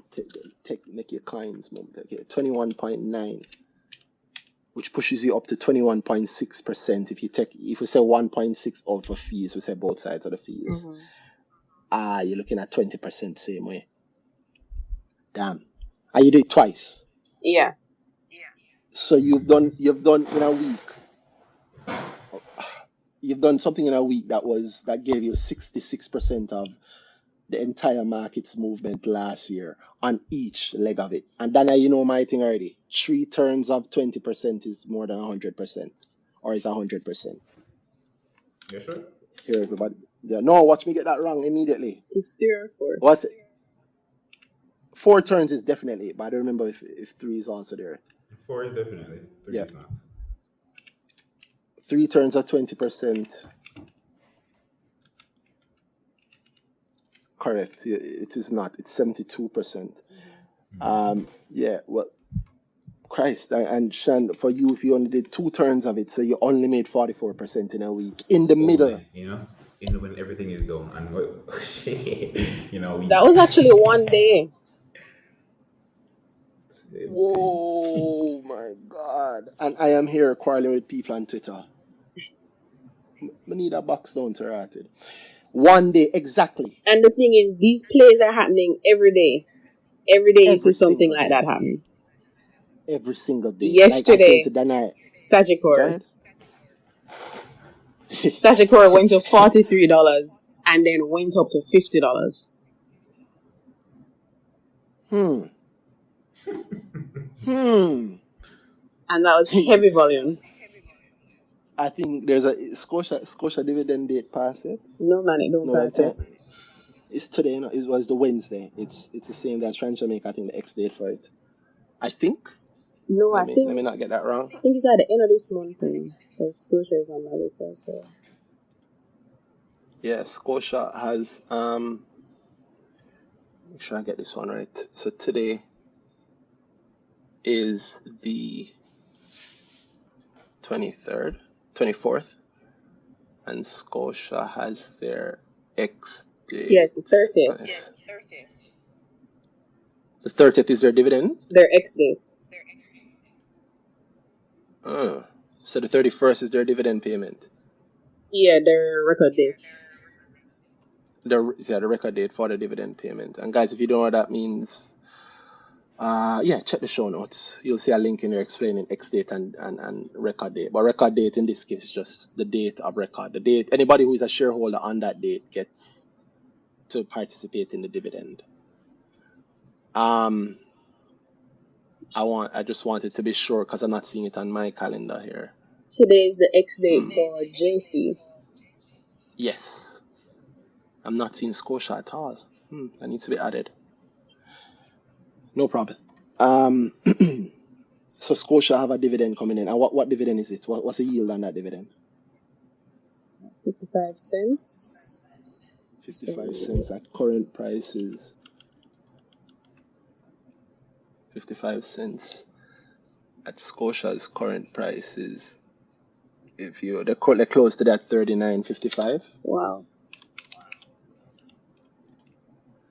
So that's a 1.3% dividend yield. Well, no, you have to take the 15% out of it. So that's actually a 1.1% dividend yield.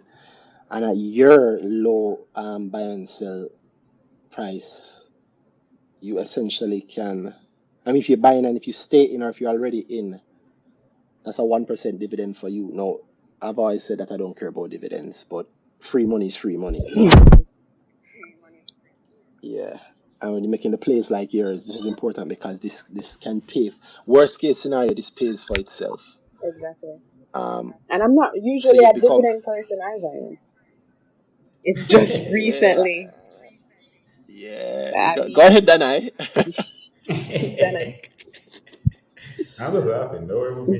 Oh, God. Yeah. Continue, Shanice. Say that again, Danai. The internet took Continue, Shanice. Yeah. I've said the same thing, Shanice. I'm not a dividend person. I'm a rich friend, them. What? After a while, when you see it, you're like, exactly. So then I stop walk out, all my friend them rich about dividend.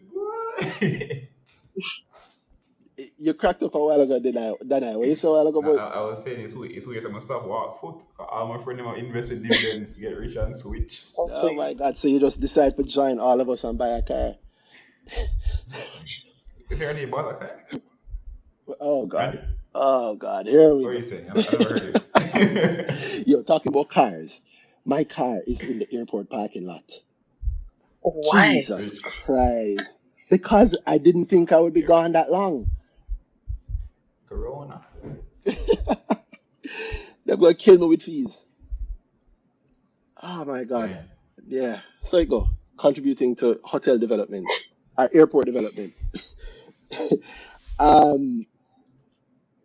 But you're right. I know the feeling, Shanice. I know the feeling. You don't really care about dividends, but you're in a stock and it's in a big dividend come here. You're like, wow, okay. It's nice. I'll take it. Yeah. You're right. You know, I have a nice dividend. No, a nicer dividend. Well, I want to say NCB, but you have to hold it for the year, I think. At 159, is that how much is that right now? NCB is at 152, 152.78. A $1 dividend at 152. I mean, it's still too low for just one quarter. But if you hold that for the whole year, you get $4 and you're looking at a 2.6% dividend. And then of course you take the tax out. So it's not big, right? But if you have big money, it makes a whole heap of sense. And at least for me, why dividends have to be attractive is sometimes you're on the day, it's a good little play, and you manage to just be on record date, and oh great, you get 10 grand, you get 50 grand, 50 grand is nice, but 5 grand is also nice as a light bill. It is. Yeah. And if I say 5 grand, I'm very happy. Yeah, NC every 3 months NCB pays one light bill for me. that's simple. It's the truth. Every 3 months NCB pays one light bill for me.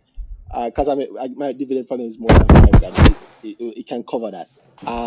Cygnus has been paying more than a light bill. Don't deny. Wait, say.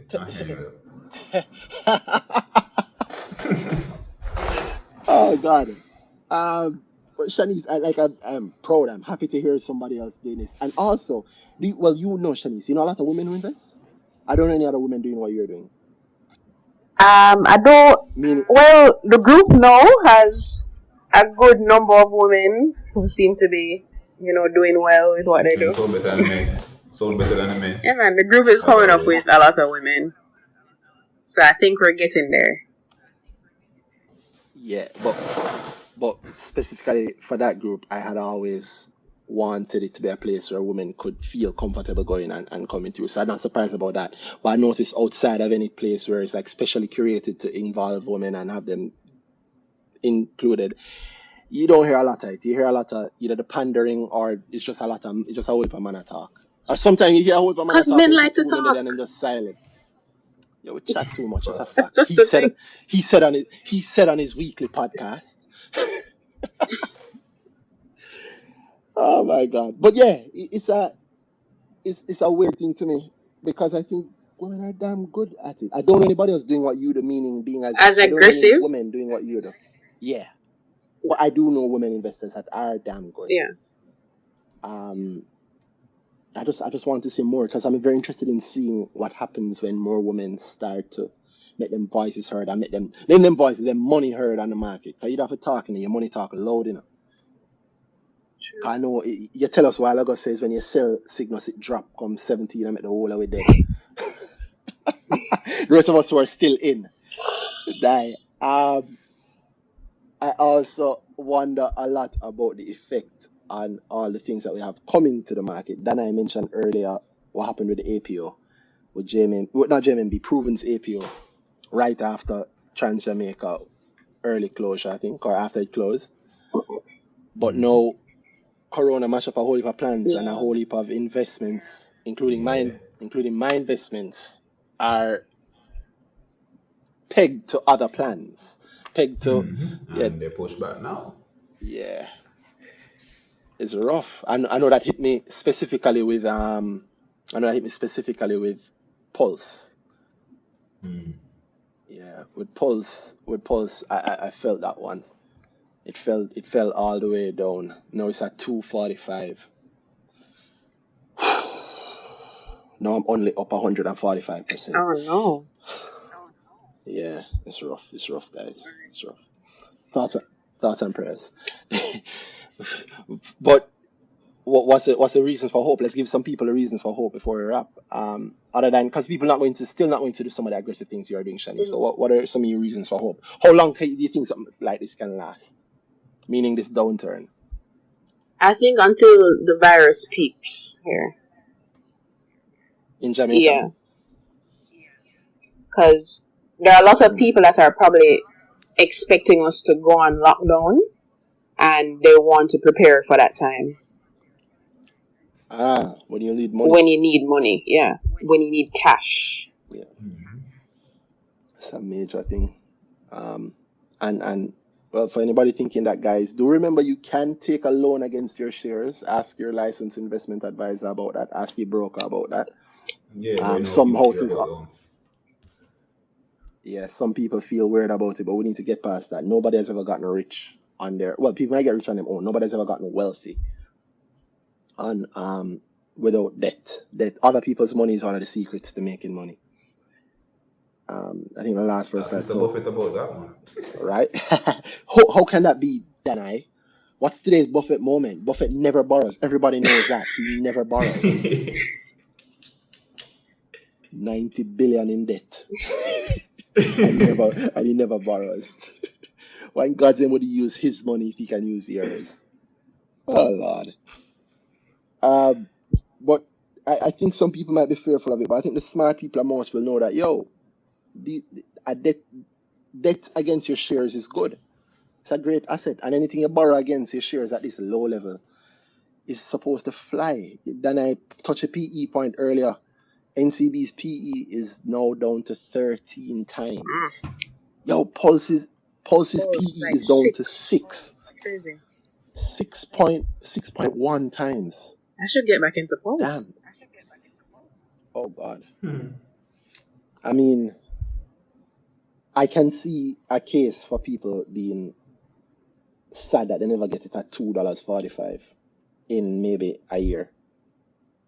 You remember saying nothing that the man them promised us don't happen yet, you know. The only thing that they've spoken about to happen that has already happened is the stock split. We have a rights issue coming up. Or APO. Yeah, I forgot they changed that. But I would know that put off until BOJ restrictions. Also, the people at BOJ feel that the dollar is fine enough for US dollar to be able to take US to Jamaica to take that pressure.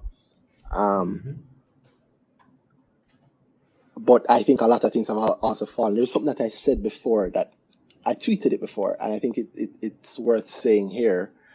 It's a question really. How many of the stocks that have devalued, have fallen in this time, how many of them do you think are going to get back to their old value? Because a whole heap of them did overvalued and never worked, right? So them drop down now, them correct. How many of them going to really have any exciting event to bring them back up to where you might think they should be, right? I don't know. Like, all right, 138 student living drop all the way now down to $4.37, right? But I think they have a nice pipeline of revenue to come that can see them going back up above this. I mean, their PE is 7.3 times, right? So I can see them easily going to $8 from where they are now. But when you look on other things like things that after everything them drop come right back down to where they are now. What's Fontana's PE? I think we said it earlier. Then 14.5. Wow, On the junior market. 14.5 times on the junior market, yeah. But yo, the last time we thought PE big on this show, and I said that the overall market's PE was something like 28 at the time. The average PE on the market now, and this is just the average of all the PEs on the market now, 17.6 times. Wow. Don't quote me on that, it could be wrong. But I believe it's 17.6 times. That is wow. You know what I'm hearing? Funny enough, what I'm not hearing very much. You know, a lot of people always asking us, so when the market get crash, or when the market get, and they always ask about it in the context of, Warren Buffett say, when the market don't have a very good time to buy. Might hear more people talking about that really, and buy strategies for that. Yeah. Yes, that last bit is key, because you hear a lot of people saying, "Oh, all these deals out there. Oh, we should have more cash," which I can understand. But strategies around it, that's the thing we're not hearing nobody talk about. Like, it's a realistic thing. Here's a free one I'll drop in terms of my thinking. I big up DJ Courtney. I think DJ Courtney, his at is Courtney JM. But it is the DJ Courtney JM from all the parties. Keep everybody in New Kingston awake at night. Who is here? He mentioned, he was responding to a Twitter man, and he said that, where is right now, it don't make no sense him sell, he might as well just go and hold it and wait. You get me? Which I can understand for his holding.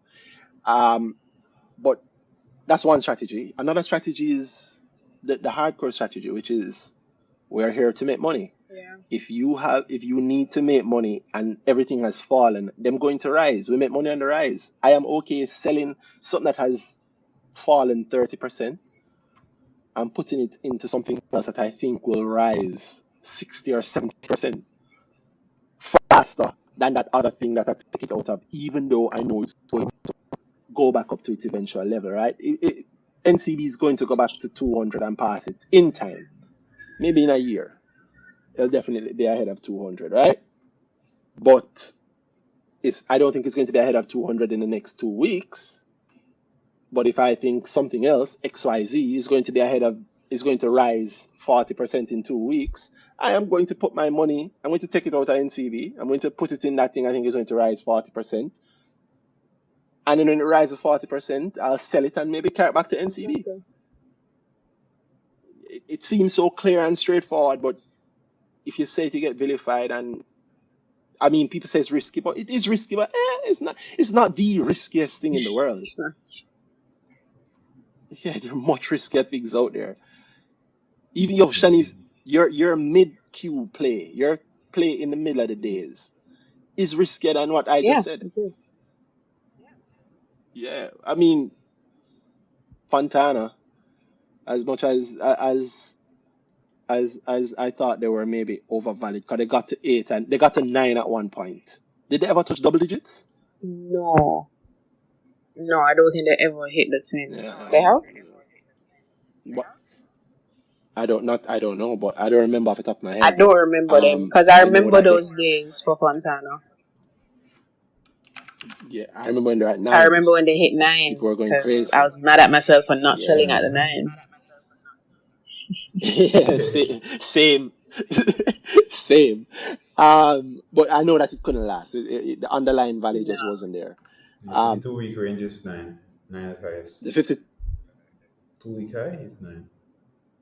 Okay, the 52 week high is 9. Cool. So we know that they were overvalued then. However, since then they've opened a new branch. They've gotten a lot of stuff, and I hate to say, but with COVID, I know people want to hear this. Like, why you haven't said it before? I'll say it now. With coronavirus, people getting sick. A lot more people are being safer. A lot more people are going to hit Fontana up and get a lot more medication. And I do think that a lot of people have been going to, not just them, a lot of pharmacies. I've been doing my checks with a couple of pharmacies. Or people who work at pharmacy. You just touch base with them. How things? Them say, boy, rough, wicked, the weekends and pack. I'm like, oh, that's so terrible. Thoughts and prayers. But you buy that share, right? So Fontana, I couldn't justify it at 8 or 9. But I don't know, at 3? at 3, I can justify it at 3. I can justify Fontana, as a matter of fact, at anywhere up to 4 or 5. And the difference is I don't carry the feelings with it. So I am perfectly fine buying Fontana at $3.99, which is close today. So it closed at 4. I'm perfectly fine buying it at 4 and selling it at 6. That's 50%.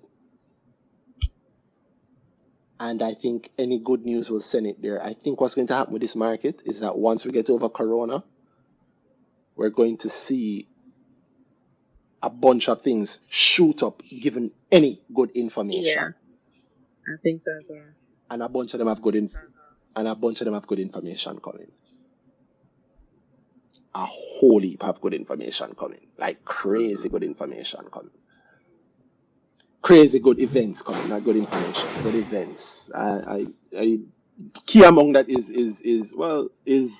JMB, which is obvious, which is known. But yeah, we're beating a dead horse. Then I did ask you one thing though, that you didn't answer. I think in all the talk we moved past it. Then I had asked you, what is it that you see to make you pick these companies? Like when you're doing those heavy plays, what are some of the things that you see that make you say, okay, I'm going to try this with Cygnus or any other I company? look at the volume that trades within that stock, probably like the day before or a few days before, or the trending volume for that stock, if I can get the volume that I would want. And I look at the buy queue to see how the volumes are also set out in the buy queue.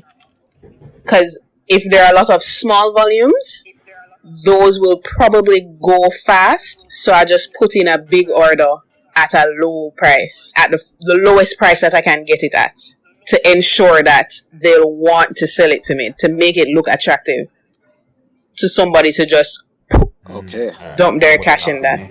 Somebody who wants to get rid of the stock. Yeah, because there's going to, exactly, people are going to want to get out, and you don't see the volume that you want to get out of. So I just put in an order for it. You can do it actually.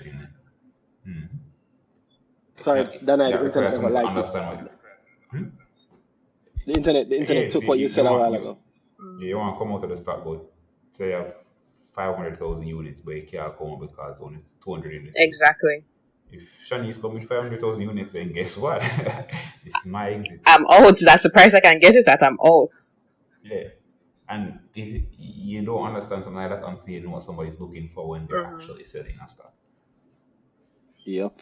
Because Yep. That is.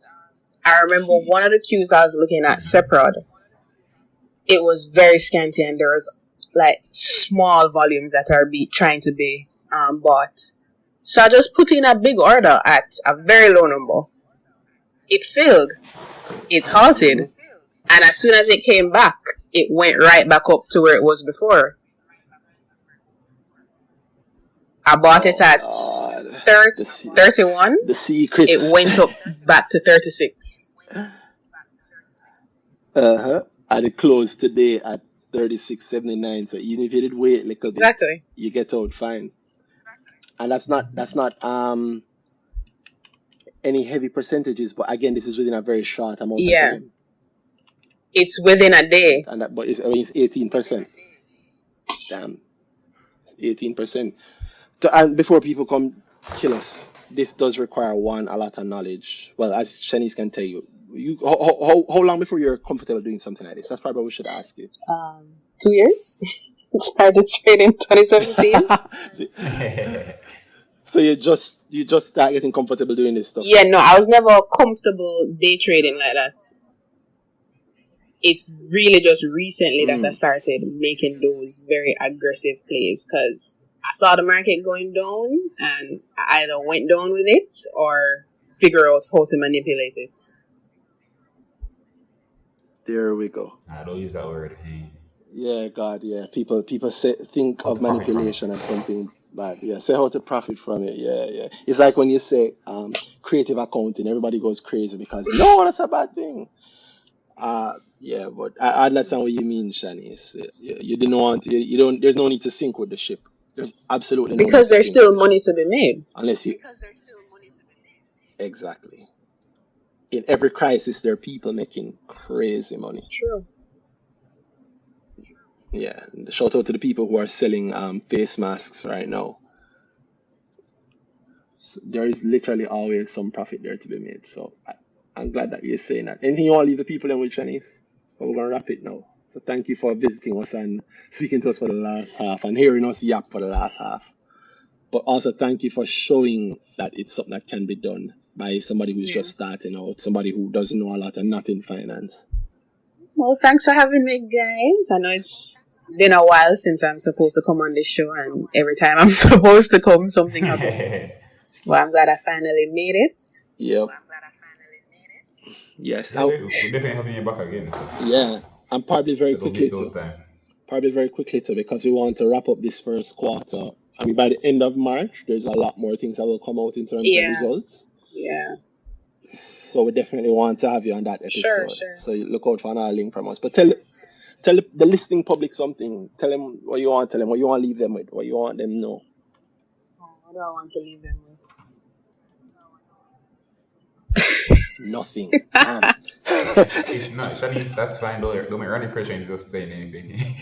I think you like that. All right. Yeah, that's investing is for everybody. It's not for rich people. It's not for people who do finance.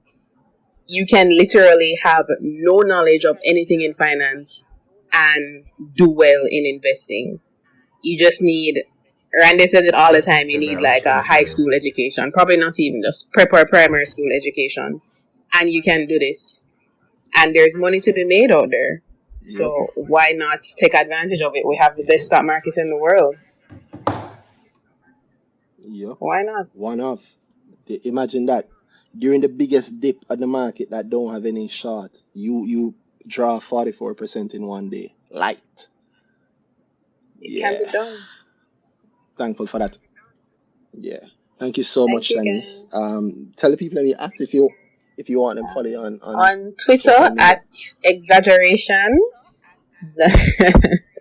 It's a name given to me by Danae. So witty. It's that's well now. It's in AGGARASHAN.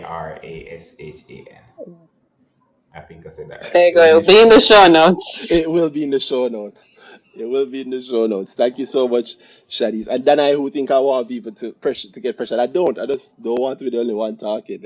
So I will leave the closing of the show to Danai, and I will tell everybody thank you for being here. And thank you for listening to another episode, and thank you, Shad, for being here. Thank you, Danai, of course, for co-hosting with me. And let's go and get that money from the market, guys. There's money out there. Damn right. Yeah, and it's a whole heap, and now is the greatest time. It's the best time to be back. Now is the great best time. Yeah, man. Yo, you are seeing prices now, like when you just started, don't Shan? Mm-hmm. Panjam $80. A time machine again. Wow. Separate $36. Burrito $50. That's a crazy one. That's a crazy one. That is the crazy one. Burrito is crazy to me right now. Yeah. But thank you, and I'll hand over to Dana, my co-host, who will close the show. All right, guys, this has been earnings season. Thanks for having us. Thanks for listening. Big up Shanice. Thanks for coming. Make sure you come again. All right, guys. So this earnings season. Thank you. I said it already, sir. Oh, sorry. Bye, guys. Thank you.